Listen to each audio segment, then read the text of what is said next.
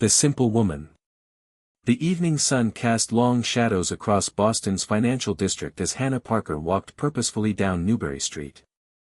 At 34, she moved with quiet confidence, her weathered hands showing traces of clay from her afternoon pottery class.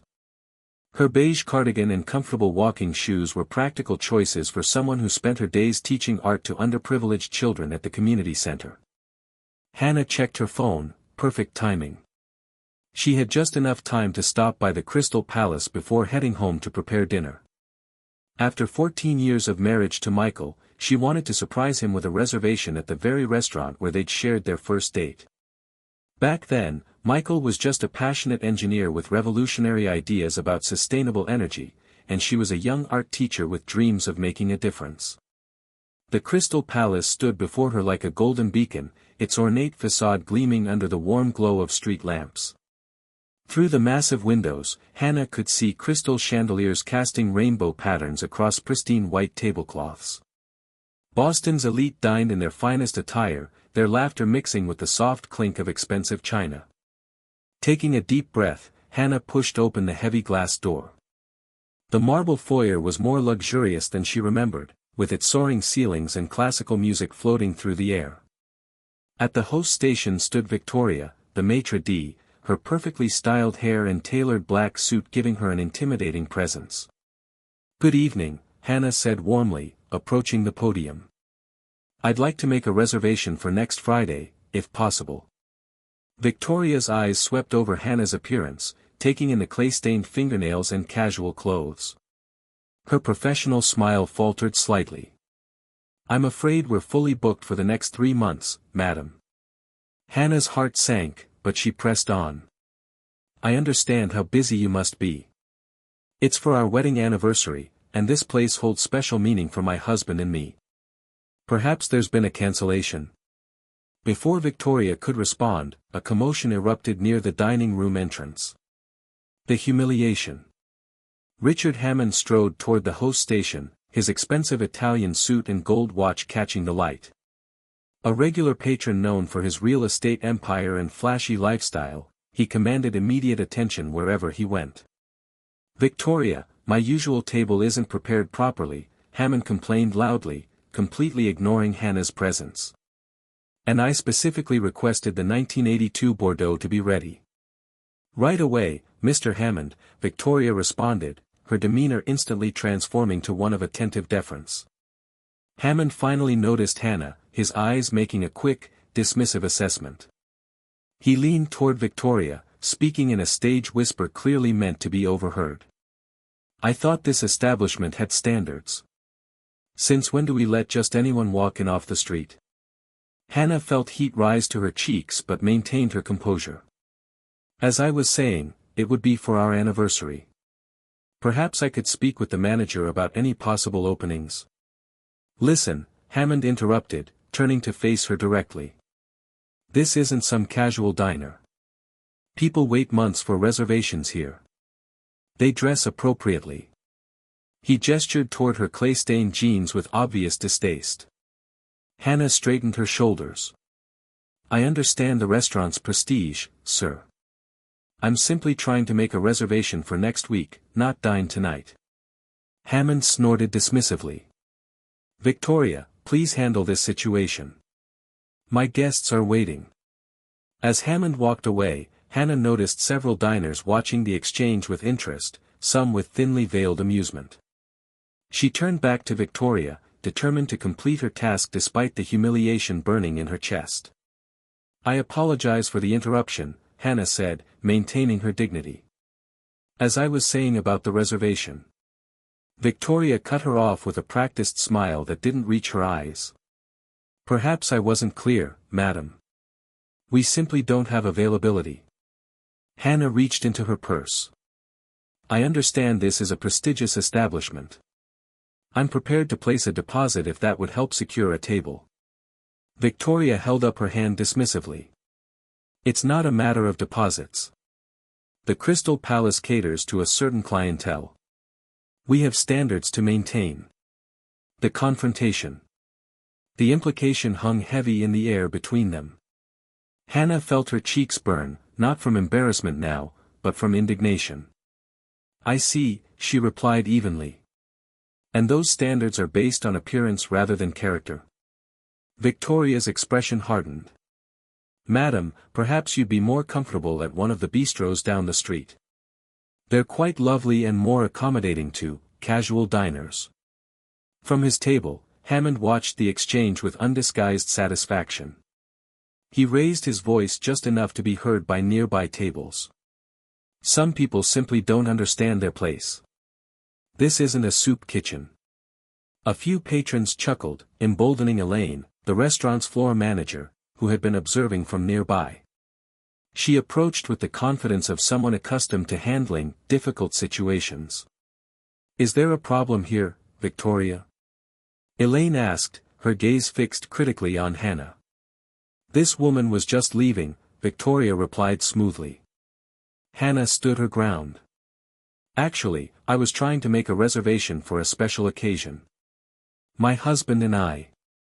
"Madam," Elaine interrupted, her tone condescending, "I must ask you to leave. You're disturbing our guests." Hannah looked around, bewildered. "I'm simply trying to make a reservation. How is that disturbing anyone?" Hammond chimed in again from his table, his voice carrying across the restaurant. "Some people need to be told twice, apparently." Several diners turned to watch the spectacle, their expressions ranging from curiosity to disdain. Elaine moved closer, lowering her voice to a threatening whisper. "Madam, either you leave voluntarily, or I'll be forced to have you escorted out." Hannah felt a surge of disbelief. This couldn't actually be happening. "Is this how you treat all potential customers, or just those who don't meet your visual standards?" "Security!" Elaine called out, her patience finally exhausted. A uniformed guard approached, his presence making the situation even more humiliating. Hannah's hands trembled slightly as she realized she was about to be physically removed from the restaurant where she'd shared her first date with Michael 14 years ago. The arrival. Just as the security guard reached for Hannah's arm, the deep rumble of a high-performance engine echoed from the street. Through the floor-to-ceiling windows, every head turned to watch as a gleaming black Porsche 911 Turbo pulled up to the valet stand. The car's door opened, and Michael Parker stepped out, his presence immediately commanding attention. At 36, he carried himself with the quiet authority of someone who had built a billion-dollar empire from nothing. His tailored charcoal suit and platinum watch caught the light as he handed his keys to the valet. "Mr. Parker," the valet exclaimed, recognizing one of Boston's most prominent tech innovators. "Welcome back, sir." Inside the restaurant, Victoria's face went pale as she recognized the man walking toward the entrance. Elaine's confident demeanor wavered, and even Hammond looked up from his table with sudden interest. Michael pushed through the glass doors, his eyes immediately finding Hannah. His expression darkened as he took in the scene, his wife standing near the security guard, her face flushed with humiliation, while the restaurant staff looked on with barely concealed hostility. "Hannah." Michael's voice carried a dangerous edge as he approached. "What's going on here?" The security guard's hand dropped away from Hannah's arm as if burned. Victoria stepped forward, her voice trembling slightly. "Mr. Parker, we didn't realize, that is, we weren't aware." "Weren't aware of what?" Michael's tone was ice-cold as he placed a protective arm around Hannah's shoulders. "That this is my wife. That she was trying to make a reservation at the restaurant where we had our first date." The restaurant fell silent except for the soft classical music and the clink of abandoned silverware. Hammond's face had gone white, and he seemed to shrink into his chair. Elaine stepped forward, her earlier confidence completely evaporated. "Mr. Parker, there's been a terrible misunderstanding. We simply thought." "You thought what, exactly?" Michael's voice carried the authority of a man accustomed to boardrooms and billion-dollar negotiations. "That because my wife doesn't wear designer clothes and carries clay under her fingernails from teaching art to underprivileged children, she doesn't deserve basic human decency." Hannah touched his arm gently. "Michael, let's just go. I got the message loud and clear." But Michael wasn't finished. He looked around the restaurant, his gaze settling on each staff member who had participated in his wife's humiliation. The reckoning. Michael's voice cut through the stunned silence like a blade. For your information, my wife has a master's degree in fine arts and dedicates her life to helping children who can't afford art supplies. She's worth more than everyone in this room combined, not because of money, but because of character. He turned to Victoria, his eyes blazing. You judged her by her clothes instead of treating her with the respect every human being deserves. That tells me everything I need to know about this establishment. Victoria's voice came out as barely a whisper. Mr. Parker, please, we can arrange any table you'd like. Our best table, any time. Now you want to accommodate us. Hannah spoke up, her voice steady despite her earlier humiliation. After telling me you were booked for 3 months and suggesting I try the bistros down the street.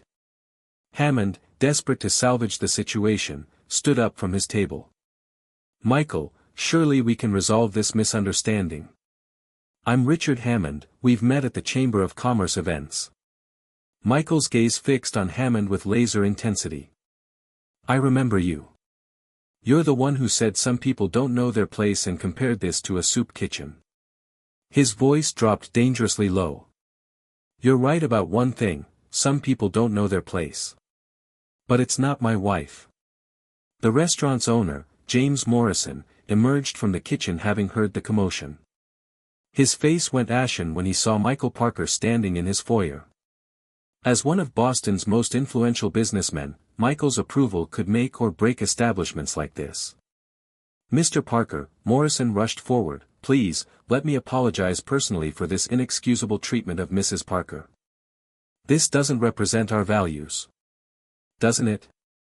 Michael interrupted. Because from where I stand, this is exactly what your values look like. You hire people who think wealth gives them the right to humiliate others. You create an environment where customers like Mr. Hammond feel comfortable making cruel comments about my wife. Hannah squeezed Michael's hand. Come on, let's go home. I'll cook your favorite dinner instead. Michael looked down at his wife, the woman who had supported him through countless 18-hour days, who had believed in his dreams when he was just an engineer with big ideas, who had chosen to teach art to children instead of living a life of luxury. His expression softened as he looked at her, then hardened again as he addressed the room. You lost more than a customer tonight, he said quietly. You lost your integrity. And word travels fast in Boston's business community. As Michael and Hannah walked toward the door, the restaurant remained frozen in stunned silence. Victoria's hands shook as she realized the magnitude of what had just happened. Elaine stared at the floor, knowing her career in Boston's hospitality industry was likely over. Hammond sat alone at his table, his expensive meal forgotten, understanding that his reputation in the city's social circles had just taken a devastating hit. The valet rushed to bring Michael's Porsche around. As they drove away into the Boston night, Hannah reached over and took her husband's hand. Thank you, she said simply. Michael brought her hand to his lips and kissed it gently. You never have to thank me for standing up for the woman I love. Besides, he smiled, your homemade pasta is better than anything they serve in there anyway. As the Crystal Palace faded in their rearview mirror, Hannah reflected on the evening's events. She had walked in as a simple woman wanting to make a reservation, and walked out knowing that true class has nothing to do with designer clothes or expensive cars. It comes from how you treat others, especially when you think no one important is watching. 6 months later, the Crystal Palace closed its doors permanently. Word of the incident had spread throughout Boston's tight-knit community, and reservations had dried up. The building now houses a community art center, funded by an anonymous donation from a local tech entrepreneur and his wife. Sometimes the most powerful lessons come from the simplest truths: never judge someone by their appearance, because you never know whose heart you might be breaking, or whose life you might be changing forever. The end.